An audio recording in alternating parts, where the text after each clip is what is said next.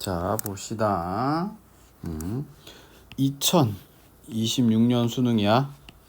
자, 비문학 제시문이고 가나형인데 어려워. 그치? 쉽지 않아. 그리고 법과 관련된 얘기인데 일단 이 제시문의 제목은 담보, 그치? 보증 이렇게 불리지 않을까? 담보, 보증 제시문입니다. 자, 선생님이랑 같이 한번 해봅시다. 가나형이야. 가나형. 가부터 가볼게. 가제시문 한번 가보겠습니다. 가제시문. 가제시문은요, 일단은 법에 대한 얘기가 나오고 있어. 법. 그래서 법에 대한 해석을 하는 방법을 얘기를 하고 있는데, 뭐 성문법이 되겠지. 글로 되어 있는 이 법에 대한 해석의 방식이 여러 개가 있다는 거야. 의미를 파악하는 것을 법 해석이라고 하는데, 얘를 해석하는 것을 법 해석이라고 해. 이 법 해석의 방식이 여러 개가 있을 수 있다. 그래서 법 해석 방식 첫 번째가 물리 해석이다. 물리 해석.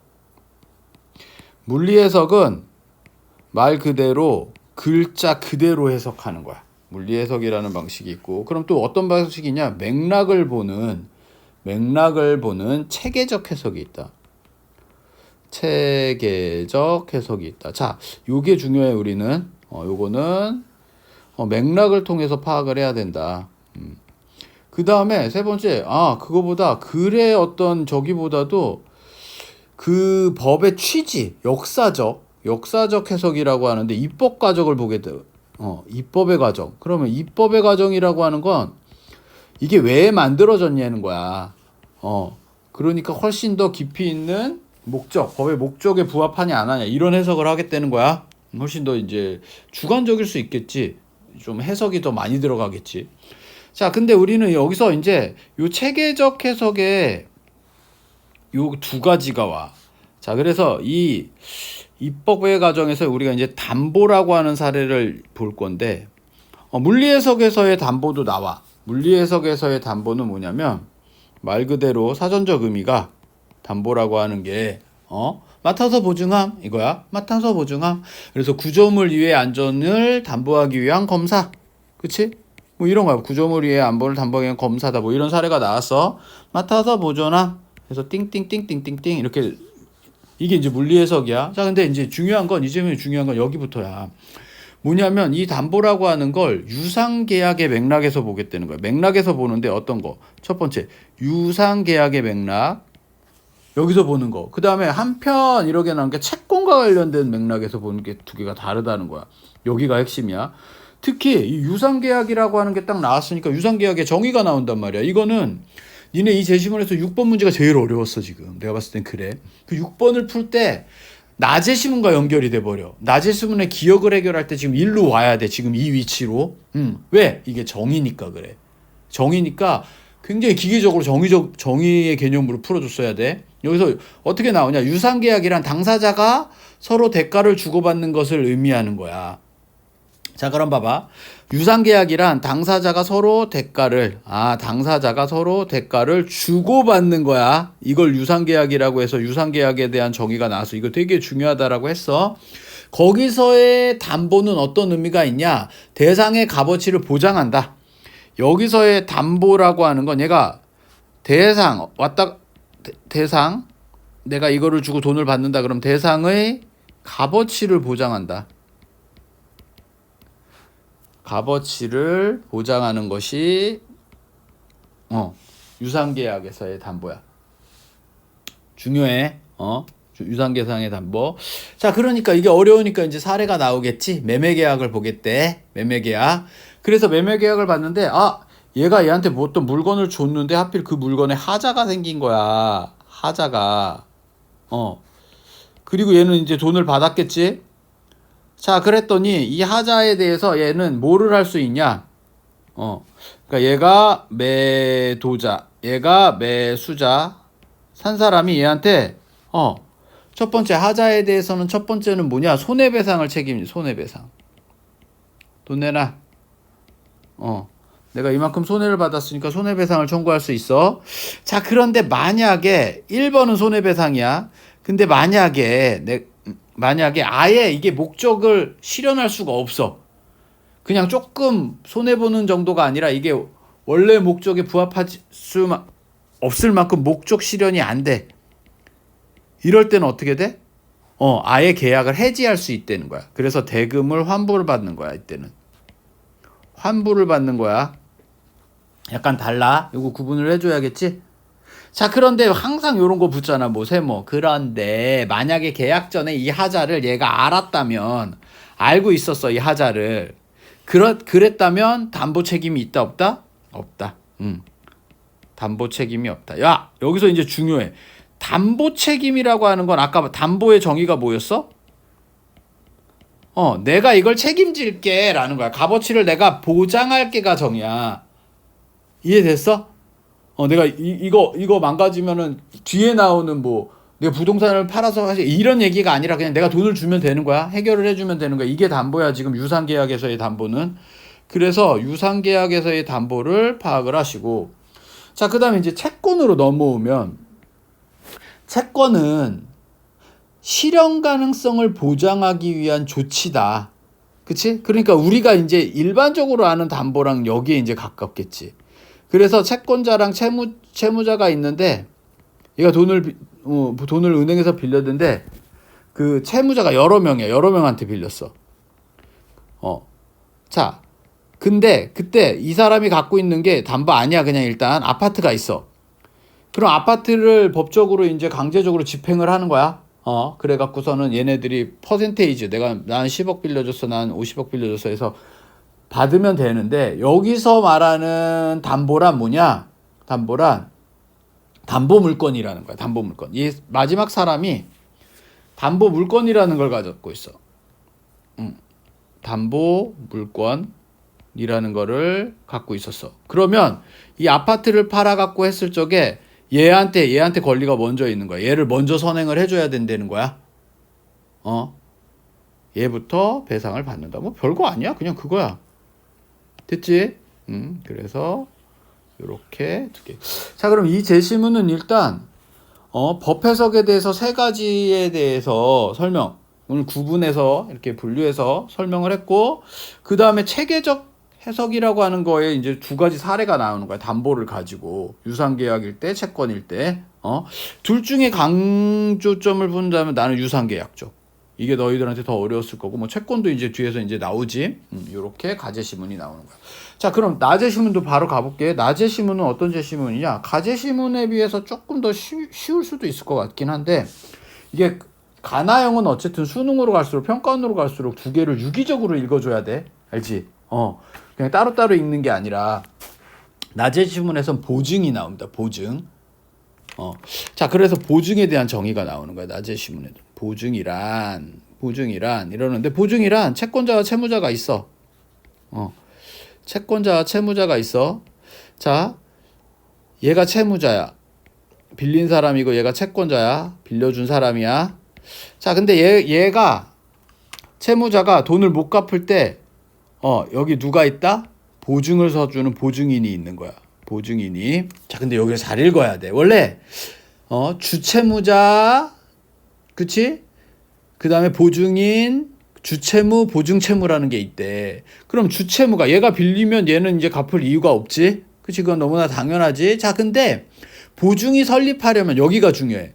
채권자 보증인을 당사자로 하는 보증계약이 필요하다. 여기 잘 읽어. 지금 D라고 되어 있고 그 다음에, 그치? D라고 되어 있는 것은 보증이 성립하려면, 킬포, 보증이 성립하려면, 이게 보증이라는 게 성립하려면 어떻게 돼야 되는 거야? 채권자와 보증인을 당사자로 하는 보증계약. 자, 중요한 거. 채권자와 보증인을 당사자로 하는, 얘네 둘이서 하는 계약이 필요한 거야. 이게 보증계약이야. 오케이? 얘네 둘이 여기다. 이게 보증계약이야. 얘가 아니라고. 내가 나 보증 좀 서줘. 그래서 우리 둘이 계약하는 게 아니라, 돈을 빌려주는 사람이 너 그러면 얘 안 갚으면 네가 보증서 나랑 계약서 이렇게 작성이 된다고. 여기가 핵심 포인트야. 그치? 그 다음 문장 읽어봐. 그래서 채권자와 보증인을 당사자라는 보증계약이 필요한다. 보증계약은 보증인계에만 채무를 발생시키므로 유상계약이 아니다. 자, 얘는 유상계약이라는 게 어디 있어? 앞에 나왔잖아. 여기 나왔잖아. 보여?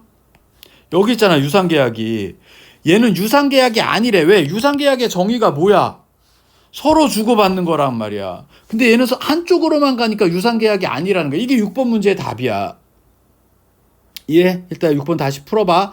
그러니까 일방적인 계약이고 이건 유상계약이 아니야. 그랬더니 얘야 너 나한테 보증서 주면 내가 돈을 줄게 라고 얘한테 뭐 어떤 물건을 받더라도 이건 유상계약이 아니야. 당사자 간에 주고받아야 유상계약이라니까.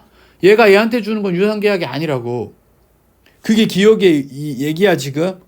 이거 하나 기억을 해두고 넘어가. 이게 바로 보증과 지금 관련된 거야. 됐지? 보증이 이렇게 됐어. 자, 그래 놓고선 제시문이 그 다음 문으로 갈 적에 보증계약에 대해서 이렇게 되면 되게 좀 이상하잖아. 보증인만 되게 왠지 뭐 영화 같은 데서 그치? 괴롭힘 당하는 것처럼 이 보증인을 보호를 해야 될 것 같아. 그치? 그래서 얘를 보호하기 위한 뭐가 있다? 법적인 규제가 있다. 법적 규제가 있다. 자, 그래서 민법에 의하면 어떻다라는 거야? 계약서를 써야 돼. 반드시 써야 돼. 계약서를 쓰는데 이 계약서가 그냥 막 계약서만 쓰는 게 아니라 서명이랑 기명 날인이 있어야 돼. 실제로 홍승민 이렇게 이름을 쓰고 나서 사인을 해줘야 돼. 그냥 도장만 찍는 건 안 되나 봐. 그러니까 자기의 의사가 분명히 들어갔음을. 이게 만약에 없으면 무효야, 무효. 근데 여기서 이제 우리가 여기 킬포인데 이 제시문에서 뭐라 그랬냐면 그런데 보증 채무가 이행이 됐어. 무슨 소리야? 내가 돈을 그냥 갚아버렸어. 저 계약서는 무효임에도 내가 그냥 갚아버렸으면 나중에 그걸 가지고 이거 무효였어 돈 다시 내 이렇게 할 수는 없대. 예? 이해돼? 이행이 됐으면 물을 수는 없대. 돈을 줬으면. 일단 이게 킬포. 자, 그 다음에 얘가 이제 하는 얘기가 뭐냐면 중간에 이런 말들이 있어. 주채무자가 사업과 무관한 금전채무이고 그럼 주채무 돈을 빌린 애가 사업과 무관한 거야. 그냥 금전이야. 돈을 그냥 빌렸어. 그리고 보증자가 그냥 호의에 의해서 내가 그냥 내가 보증 서줄게. 호의에 의해서 보증을 서줘. 이렇게 보증을 서줬을 경우엔 보증이 한 경우엔 보증인 보호를 위한 특별법에 의한 보호도 제공된다. 이런 경우에는 특별법이라고 하는 게 얘를 보호해준대. 특별법이 어떤 특별법이 보호해준대. 이 특별법이 뭔진 모르겠는데 그 특별법의 구체적 이그젬플 중 하나가 이런 거야. 3년 명시 기간이 없으면 3년이 지나면 자연스럽게 소멸돼. 너가 들어준 거는 금전적으로 호의에 의해서 들어준 거면 이런 거는 3년 후면 없어져. 그러니까 얘한테 약간 유리한 법으로서 특별법이 만들어졌겠지. 보호를 위한 거였으니까 보호. 얘를 보호하기 위한 거였으니까. 오케이? 자, 그래 놓고서 마지막에 뭐라고 돼 있냐면 연대보증이라고 하는 게 나와. 연대보증. 연대보증은 뭐냐면 하나 더 가면 이제 그런데 여기에서 연대보증이라는 게 하나 나온대. 자, 여기는 연대보증에 대한 개념이 나와야겠죠. 연대보증. 자, 연대보증은 그걸 포기하는 거야. 어떤 포기하는 거냐면, 자, 채권자가 있어. 채무자가 있고, 근데 얘가 얘한테 돈을 빌렸잖아. 그래서 돈을 안 갚는다? 근데 얘한테 부동산이 있는 거야. 그래서 얘는 모르니까 나한테 야 너가 돈 갚아 이랬는데 얘 부동산 있어 이거 좀 봐. 그래서 이걸 증명하면 얘는 얘한테 돈을 받지 못하는 거야. 얘한테 강제 집행을 해서 얘가 돈이 있는 거를 얘가 증명해 주면 이래야 되는데 이게 원칙인데 연대보증이라는 거 뭐냐면 이걸 포기하는 거야. 이 권리를 나랑 얘랑 똑같이 갚을게 이렇게 얘기한 거야. 연대 똑같이 갚을게. 그러니까 얘가 안 갚으면 얘 재산을 먼저 다 탈탈 털어갖고 갚고 나서도 못 갚을 때 내가 보증 서는 게 아니라 얘가 너가 갚어 그렇게 얘기했을 적에 그럼 얘는 갚아야 되는 거야. 이게 연대보증이야. 더 무섭지? 더 무섭지? 자, 근데 이 제시문은 이 연대보증에 대해서 이제 마지막으로 그런 설명을 하는 거야. 아까 특별법 있었잖아. 야, 이 특별법이라고 하는 게 연대보증 얘한테도 설명이 적용할 수 있어? 이러는 거야. 근데 못해. 원칙적으로 하면 못해. 왜냐하면 정의를 내리기를 주채무자가 금전채무 이행을 이행하지 않는 경우 그 채무를 보증인이 이행하기로 하는 계약이니까 연대보증은 얘가 이행하든 이행하지 않든 할 수 있는 거잖아. 얘는 이행하지 않았을 때만 하는 거고. 이해돼? 그러니까 얘는 사실은 정의에 의하면 연대보증은 이 특별법에서 딱 정의 내렸던 거 거기에 안 맞는 거야. 그런데 이 특별법이라는 건 사실은 연대보증을 쓴 얘든 보증인을 보호하기 위한 의도가 있는 거잖아. 우리 아까 맨 처음에 여기에 해당하는 거야. 여기에 해당하는 거라고. 입법 절차의 의도. 그러니까 법을 만들 때 연대를 저거를 참고를 못하고 만들었지만 이 특별법이라고 하는 게 연대 보증인에게도 적용할 수 있을 것 같은데? 라고 해석을 할 수 있다는 거야. 그치? 그러니까 결론이 달라질 수 있다라고 하는 부분을 여기를 얘기하고 있는 거야. 결론이 달라질 수 있다. 자, 여기까지 읽어주시면 이 제시문들이 이제 어떻게 유기적으로 연결되어 있는지를 알 수 있게 될 거야. 그치? 일단 가제시문은 법에 대한 얘기를 했고 유상계약. 그래서 이 제시문 일단 유상계약에 대한 정의가 굉장히 중요하다. 그게 왜 중요하냐? 이 문제에서 제일 어려운 6번 문제가 여기인데 요거랑 연결이 되어 있다. 여기 가서 풀어야 된다. 일단 이제 문제 풀면서 해석을 하면 알 거야. 그리고 또 이제 킬포들이 있어. 제시문 이 법 문제는 하여튼 그 예외되는 거. 그러나 하면서 붙는 애들. 얘네들을 잘 읽고 그 의도나 이런 것들을 좀 잘 파악했을 적에 좀 문제가 풀리겠지. 자, 그래서 이런 가나형 문제의 첫 번째 4번 문제를 보시면 항상 구성 문제야. 선생님의 해석으로 치면 뭐야? 거시송글독해. 거시독해를 통해서 이렇게 그려지는 거. 그럼 얘가 지금 어때? 이렇게 지금 1번이 답인데 가는 법조문의 의미 해석 방법. 해석 방법을 이렇게 분류해 놨고. 그치? 얘는 사례긴 한데, 그치? 자, 그 다음에 나제시문은 보증계약에 대한 규범의 주요 내용을 연구하였다. 보증에 대해서 설명하고 있잖아. 그치? 요렇게 해석을 해주면 돼. 자, 그 다음에 5번 문제는 뭐냐면 가를 통해 알 수 있는 내용은 이렇게 해서 가를. 자, 4번이 답인데 유상계약에서 담보는 당사자가 거래의 값어치를 보장하는 의미로 해석된다. 자, 여기서 일단 뭐냐면 유상계약이라 했죠. 유상계약은 당사자 간의 거래의 대상의 값어치, 이 대상의 값어치랑은 상관이 없어. 대상의 값어치를 보장한다라는 거야. 보장. 그치? 그러니까 교환 대상의 값어치가 일치해야 된다는 게 아니라 이게 만약에 10억짜리인데 내가 5억이 손해봤어. 그럼 내가 그걸 갚아줄게. 이 얘기를 하고 있는 거잖아. 그치? 그러니까 이거를 뭐 여기 채권처럼 어떤 다른 물건을 통해 갖고 뭐 물건의 가치가 내가 10억을 빌렸는데 아파트가 5억밖에 안 돼. 뭐 이런 걸 따지는 문제가 아니라는 거야. 유상계약은 그냥 내가 그걸 책임질게라고 하는 보장한다라는 요 어휘에 포커스가 맞으면 돼. 그래서 4번이야. 책임을 진다는 뜻이라. 자, 그다음에 이제 6번 문제가 이제 별표야. 이게 정의형 문제인데, 자, 기억을 다시 읽어보면, 이는, 그치, 유상계약이 아니다야. 이는 주채무자가 보증인 간의 보증 대가를 지급하기로 한 계약에서도, 그러니까 뭔 소리냐. 자, 보증이라고 하는 건 보증 계약을 하는데 이 보증 계약이 채권자와 보증인이 하는 거야. 채무자가 야, 나 좀 보증해줘. 이렇게 해서 계약하는 게 아니라 얘네 둘이 하는 거야. 너가 갚아. 이렇게. 그러기 때문에 이건 유상 계약이 아니다. 유상 계약은 뭐야? 내가 아파트를 주면 네가 돈을 줘라. 이렇게 서로 주고받는 계약인데 이거는 일반적으로 얘가 갖기만 하는 계약이야. 그러니 이건 유상 계약의 정의가 아니다. 그럼 유상 계약의 정의는 어디에 나와 있냐? 여기에 나와 있는 거야. 일로 가져야 되는 거야. 제시문 앞쪽으로. 그치? 세 번째 문단, 가제시문 세 번째 문단 첫 번째 부분으로 가져서 유상계약이란 그 당사자가 서로의 대가를 주고받는 것을 약속하는 계약을 뜻한다. 여기로 가져서 풀어줬어야 돼.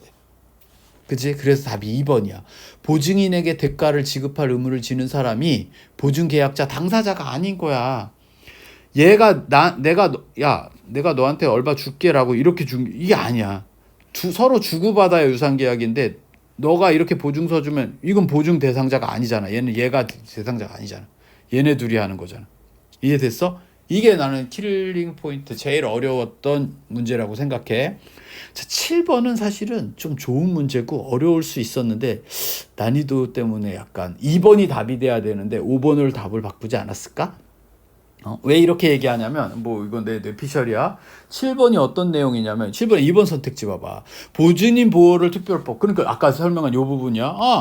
연대 이 특별법이라고 하는 게 있는데 이게 연대 보증에도 들어갈 수 있니? 들어갈 수 있으려면 어떻게 해야 돼? 물리 해석이 아니라 역사적 해석을 해야 돼. 이 문제 좋잖아 이러면. 가나를 아우르면서 가나의 결론을 해서 핵심을 딱 꿰뚫는 문제잖아. 이해했다면 이 나제 시문에서 이걸 여기다 적용하고 싶으면 법 해석 중에 요 역사적 해석을 갖고 와야 돼. 이거잖아. 근데 이걸 물리 해석에 의하면 이렇게 했잖아. 그러니까 난이도 때문에 원래는 2번이 답이었었는데 이게 더 중요하고, 그치? 근데 2번이 답이었는데 좀 바뀌지 않았을까? 그냥 5번은 되게 사실적 판단으로 그냥 읽어버리면 되니까. 채권자가 주채무자의 채무의 이행을 청구하여 채권이 실현됐으면 뭐 더 이상 갚을 그치 없잖아. 뭐 이게 뭐야, 그치? 그러니까 사실은 2번이 답이 아니었을까? 뭐 이거 내 수업을 듣는 사람은 내가 이런 얘기를 왜 하는지 좀 알아들을 텐데 그것도 한번 생각해 보시고요. 자, 8번 문제 보시면 8번 문제는 3번이 답이야. 3번이 답이고 이것도 나름 핵심 평가원 코드를 건들고 있어. 자, 보증계약서의 병이 서명은 있고 연대보증 특약이 없어. 그럼 얘는 뭐야? 연대보증은 아니야. 을에게 강제집행 대상이 있음을 병이 갑에게 증명했다면 1,000만 원을 지급을, 그치? 거절할 수 있는 거지. 그렇잖아. 이게 지금 연대보증일 때는 야 얘가 아파트가 있어 라고 얘기해도 그래도 네가 갚어 할 수 있지만, 연대보증이 아니면 아파트가 있어 그러면 얘는 얘한테 갚어가 아니라 알았어 내가 얘한테 받을게 라고 해야 되는 거야. 강제집행하러 가는 거야. 이렇게 됐어야 돼. 그래서 나름대로 핵심을, 그 사례에 대한 연대보증에 대한 핵심은 이거고, 사실 이거보다 더 좋은 문제는 난 7번 문제라고 생각해. 7번의 2번 선택지가 아주 좋은 선택지라고 생각을 해. 그러니까 뭐 오히려 저게 3점짜리 문제이지 않았을까? 어쨌든 이 부분 가나형은 되게 어려웠고요. 또 어려웠지만 우리가 이렇게 간단하게 심플하게 연관성 서로 연관 지어서 이제 볼 수 있게끔 이렇게 송글 독해, 구조도 독해를 하면 그렇게 뭐 넘사벽인 문제는 아닌 것 같고, 선생님이 지금 해설을 한 포인트들 다시 한번 잘 보시면서 문제 한번 보시면 좋을 것 같습니다.